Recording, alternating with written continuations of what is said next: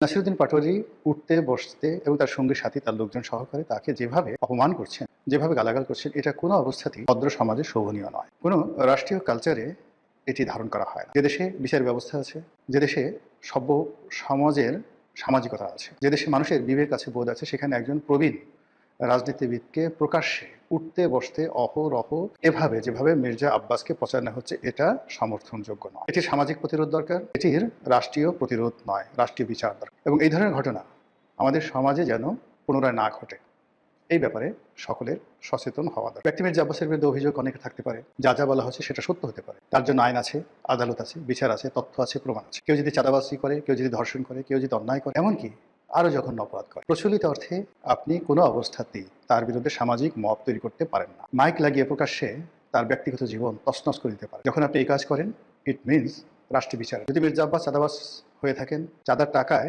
তিনি তার বিত্ত বিলাস বৈভব তৈরি করে থাকেন, সেই মির্জা আব্বাসের চাঁদা দিয়ে যদি বিএনপি চলে, আর এ ব্যাপারে যদি আপনি রাষ্ট্রের কোনো সাহায্য না পান, সহযোগিতা না পান, সেক্ষেত্রে আপনি বড়জোর প্রতিবাদ জানাতে পারেন, বিদ্রোহ করতে পারেন, বিপ্লব করতে পারেন, আন্দোলন করতে পারেন। কিন্তু যেটিকে বলা হয় নুইসেন্স, যেটিকে বলা হয় ইপটিজিং, এটিকে আপনি রীতিমতো একটা পুরুষের জন্য বলাৎকার, ধর্ষণ বলে আপনি আখ্যায়িত করতে পারেন, সেই কাজ করার অধিকার এই সমাজে কারণ। মির্জা আব্বাসের বিরুদ্ধে যারা লেগেছেন, মির্জা আব্বাসের যারা প্রতিদ্বন্দ্বী, তারা হয়তো খুব মজা হচ্ছেন, মুসকে মুসকে হাসছেন যে ঢাকা শহরে দীর্ঘদিন আপনি আধিপত্য দেখিয়েছেন, দীর্ঘদিন আপনার ক্ষমতা ছিল, দাম্ভিকতা ছিল, এখন এই পরিস্থিতি আপনি বুঝেন কত ধানে। কিন্তু এটা শেষ নয়।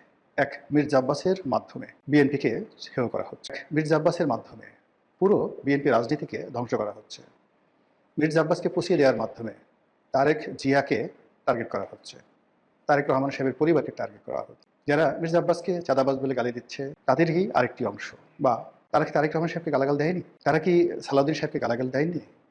তারা কি তারেক রহমান সাহেবের পরিবার পরিজন নিয়ে বাজে কথা বলেননি? গণপ্রজাতন্ত্রী বাংলাদেশ সরকার চালাচ্ছে বিএনপি। সেই বিএনপির একজন মন্ত্রী পদমর্যাদার 50 বছরের অধিক সময় ধরে তিনি রাজনীতি নিয়ন্ত্রণ করেন, বহুবার মন্ত্রী হয়েছেন, এমপি হয়েছেন, মেয়র হয়েছেন। তার এই জীবন সাহায্যে এসে তাকে যেভাবে পচানো হচ্ছে, আমি মনে করি বিএনপির অনেক কিছু করণীয় আছে। বিএনপি যদি সেই কাজটি না করে, বিএনপি ক্ষমতায় থাকতে পারবে না। বিএনপি যদি এটি সুরাহা করতে না পারে, তারেক জিয়াকে রক্ষা করতে পারবে না, তারা সালাউদ্দিন সাহেবকে রক্ষা করতে পারবে না, এমনকি মির্জা ফখরুল সাহেবকে রক্ষা করতে পারবে না। মির্জা আব্বাসের মতো মানুষকে দিয়ে শুরু। এই কয়দিন আগে আপনি চিন্তা করুন, তরুণ নেতা এরশাদ, তাকে নিয়ে মানুষ ঠাট্টা করত, নিন্দা, ঠান্ডা, এই বিভিন্ন কথাবার্তা বলে। এখন সেটা কমেছে, কিন্তু মির্জা আব্বাসকে দিয়ে কোনো অবস্থাতে সেটা থামছে না। যদি এটা চলতে থাকে, এরপরে এরশাদকে ধরা হবে, এরপরে রবিউলকে ধরা হবে। ঢাকা শহরে যারা যারা বিএনপির যাকে বলা হয় সাংগঠনিক শক্তিমত্তা, যাদের হাতে নিয়ন্ত্রিত, তাদের সবাইকে আস্তে আস্তে আস্তে আস্তে সামাজিকভাবে হেয় প্রতিপন্ন করে যখন সম্মিলিতভাবে বিএনপির উপর আক্রমণ চালানো হবে, তখন আর বিএনপির কিছু করার।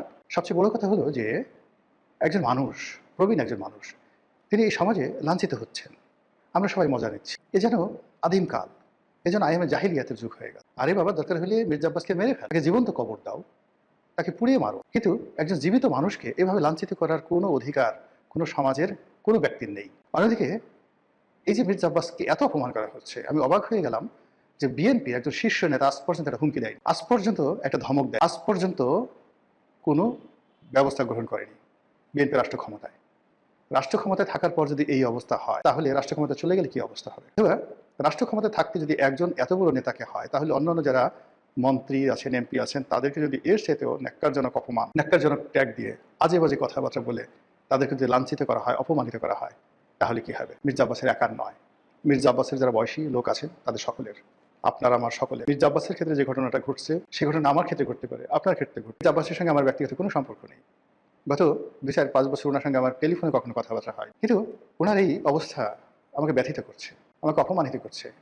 এই জিনিসগুলো আমি কোনো অবস্থাতে মানতে পারি। তিনি কী করে ঢাকা ব্যাংকের চেয়ারম্যান হলেন, কী করে ঢাকা ব্যাংকের ডিরেক্টর হলেন, তার পরিবার এত টাকা পয়সা কী করে মালিক? প্রশ্ন যদি থাকে, যান দুর্নীতি দমন কমিশনে যান। প্রশ্ন যদি থাকে, তার বাসার সামনে তথ্য প্রমাণ সহ মিছিল করেন, মিটিং করেন। কিন্তু এটা কী ধরনের চিৎকারি, এটা কী ধরনের ভব্যতা, এটা কী ধরনের কথাবার্তা?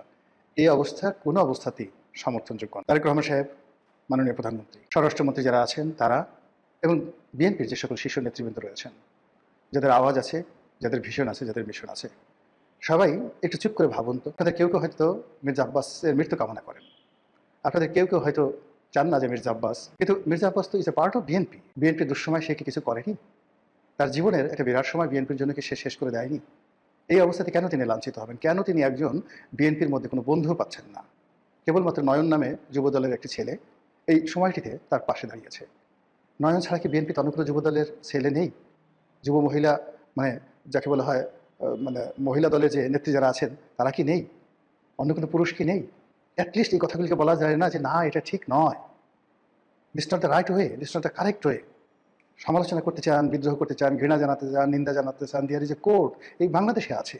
কিন্তু এই যে স্বাধীনতার পর থেকে এ পর্যন্ত যত কিছু দেখে আছি, এই সময়টাতে সে গত এই ১.৫ বছর ধরে মির্জা আব্বাসকে নিয়ে যা কিছু হচ্ছে, এরকম দৃশ্য তো আমি কখনো দেখিনি। বাংলাদেশে অনেক বড় বড় ক্রিমিনাল, আমাদের দেশে একটা সময় গালকাটা কামাল ছিল, বাস্টার্ড সেলিম ছিল, মুরগি মিলন ছিল, টোকাই সাগর ছিল, আরও কত ডাকাত শহীদ ছিল, ডেভিড ছিল, মানুষের জীবন তছনছ করে দিয়েছে। মির্জা আব্বাস কয়টা রেপ করেছে, কয়জনের বাড়ি ঘর লুট করেছে, কয়জনের ডাকাতি করেছে, কয়জনকে।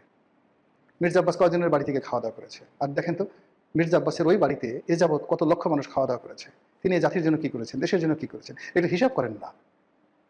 এই জিনিসগুলো না করে একটা নেতা তো এমনি এমনি তৈরি হয় না, বহু বছর লাগে, বহু সময় লাগে, কখনো কখনো শতাব্দী লেগে যায়। ওই শাহজাহানপুর এলাকা থেকে শুরু করে যে এলাকাতে একজন মির্জা আব্বাস তৈরি হয়েছে, কই গত ২০০ বছর তো মির্জা আব্বাসের কাউন্টার বা কন্টেম্পোরারি আরেকজনের নাম ওই অঞ্চলের মানুষ জানে না, আমরা তো কেউ ঢাকা শহরে এই নাম জানি না।